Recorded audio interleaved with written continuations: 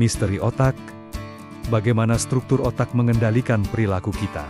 Pertama, pernahkah Anda bertanya-tanya, mengapa kita membuat keputusan tertentu? Mengapa kita cenderung menikmati hal-hal yang menyenangkan, tetapi menghindari hal-hal yang menyakitkan?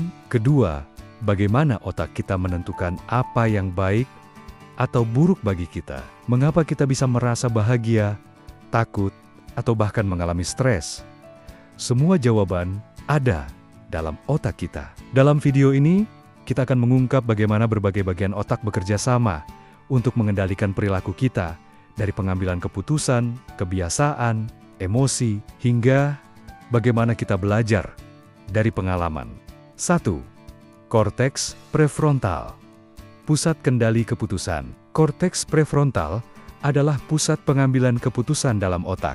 Bagian ini memungkinkan kita untuk berpikir sebelum bertindak, mengendalikan dorongan impulsif, serta membuat rencana untuk masa depan.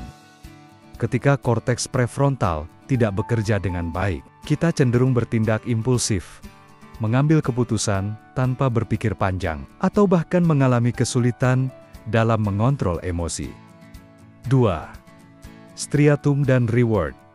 Kenikmatan dan adiksi. Striatum adalah bagian otak yang bertanggung jawab atas perasaan senang dan penghargaan. Ia memainkan peran utama dalam membentuk kebiasaan dan perilaku yang berulang. Ketika kita melakukan sesuatu yang menyenangkan, seperti makan makanan lezat atau menerima pujian, striatum melepaskan dopamin, zat kimia yang membuat kita merasa bahagia dan ingin mengulang perilaku tersebut. Namun, jika tidak dikendalikan, sistem ini dapat membuat kita kecanduan, misalnya kecanduan makanan, media sosial, atau bahkan narkoba. 3. Amigdala.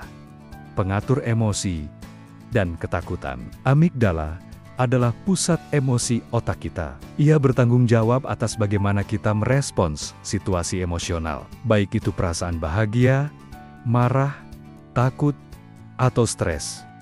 Ketika amigdala terlalu aktif, seseorang bisa mengalami kecemasan yang berlebihan. Namun, jika terlalu pasif, seseorang bisa kehilangan rasa takut yang seharusnya membantu mereka menghindari bahaya. 4. Hipotalamus. Mengontrol naluri dan homeostasis. Hipotalamus bertugas mengatur fungsi dasar tubuh, seperti rasa lapar, haus, suhu tubuh, dan keseimbangan hormon. Ketika tubuh membutuhkan sesuatu, hipotalamus akan mengirim sinyal kepada kita untuk segera bertindak. Misalnya, membuat kita merasa haus agar kita segera minum air. 5. Korteks tinggelat. Menjaga fokus dan belajar dari kesalahan. Korteks tinggelat membantu kita belajar dari kesalahan. Ia memonitor tindakan kita dan mengoreksi perilaku yang tidak sesuai dengan tujuan. Ketika bagian ini tidak berfungsi optimal, seseorang mungkin sulit memahami kesalahan dan terus mengulang perilaku buruk yang sama. 6. Locus coeruleus. Otak dan stres. Locus coeruleus adalah bagian otak yang mengontrol pelepasan norepinefrin, zat kimia yang bertanggung jawab atas respons tubuh terhadap stres dan kewaspadaan. Saat locus coeruleus terlalu aktif, kita merasa cemas dan sulit berkonsentrasi. Sebaliknya, jika terlalu pasif, kita bisa kehilangan rasa urgensi dan kesulitan memotivasi diri untuk bertindak.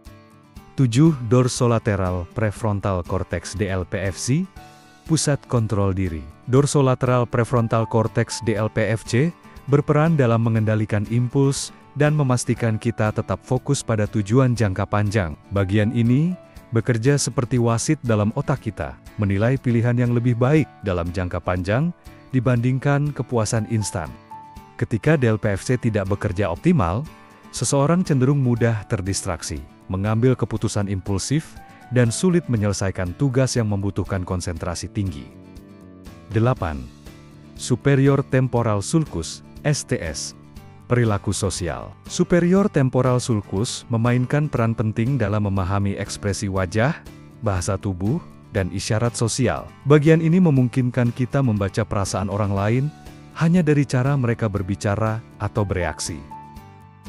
Tanpa STS yang berfungsi baik, seseorang mungkin kesulitan memahami emosi orang lain atau mengalami gangguan sosial, seperti kesulitan berempati atau membaca situasi sosial dengan benar.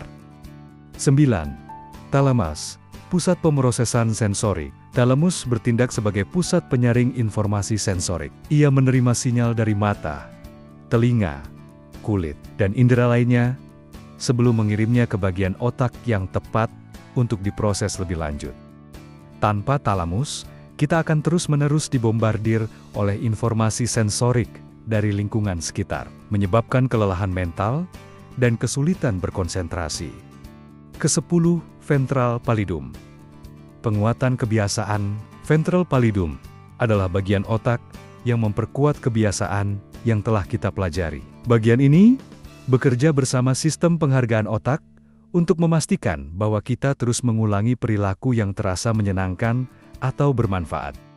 Jika bagian ini terlalu aktif, kita bisa terjebak dalam kebiasaan buruk. Namun, jika dikontrol dengan baik, ventral pallidum dapat membantu kita mempertahankan kebiasaan positif dalam kehidupan sehari-hari. 11. Korteks parahipokampal. Memori spasial dan lingkungan. Korteks parahipokampal membantu kita mengenali lingkungan dan menghubungkan memori dengan tempat tertentu. Inilah alasan kita bisa mengingat jalan pulang ke rumah, meskipun sudah lama tidak melewatinya. Kedua, saat kita kembali ke tempat yang memiliki kenangan emosional, korteks parahipokampal mengaktifkan memori tersebut, membuat kita merasa nostalgia atau mengingat peristiwa masa lalu yang terkait dengan lokasi itu. 12. Medial temporal lobe, MTL. Pembentukan memori baru. Medial temporal lobe memainkan peran penting dalam pembentukan memori jangka panjang. Ketika kita belajar sesuatu yang baru, MTL bertanggung jawab untuk menyimpan informasi itu agar dapat diingat kembali di kemudian hari. Jika bagian ini mengalami gangguan, seseorang bisa mengalami kesulitan dalam mengingat informasi baru, meskipun masih dapat mengingat masa lalu dengan baik. Bagaimana reward dan punishment mempengaruhi otak? Sistem reward dan punishment di otak bekerja untuk membentuk kebiasaan dan perilaku kita. Ketika kita mendapatkan penghargaan, otak melepaskan dopamin yang memperkuat perilaku tersebut. Sebaliknya, ketika kita mengalami konsekuensi negatif, otak memprosesnya sebagai pelajaran, membantu kita menghindari kesalahan yang sama di masa depan. Bagaimana memahami otak dapat mengubah hidup kita? Memahami bagaimana otak bekerja, memberi kita kendali lebih besar atas kebiasaan, keputusan, dan emosi kita. Dengan pemahaman ini, kita bisa mengoptimalkan perilaku kita dan membentuk kehidupan yang lebih baik. Pengetahuan ini bukan hanya teori, tetapi juga alat praktis untuk membantu kita menghindari kecanduan, mengolah stres, dan membuat keputusan yang lebih bijak setiap hari. Jangan biarkan kebiasaan buruk dan emosi yang tidak terkontrol menguasai hidup Anda. Mulailah memahami cara kerja otak dan gunakan pengetahuan ini untuk membangun kehidupan yang lebih baik. Teruslah belajar, pahami bagaimana otak Anda bekerja, dan jadikan ilmu ini sebagai panduan dalam perjalanan menuju versi terbaik diri Anda.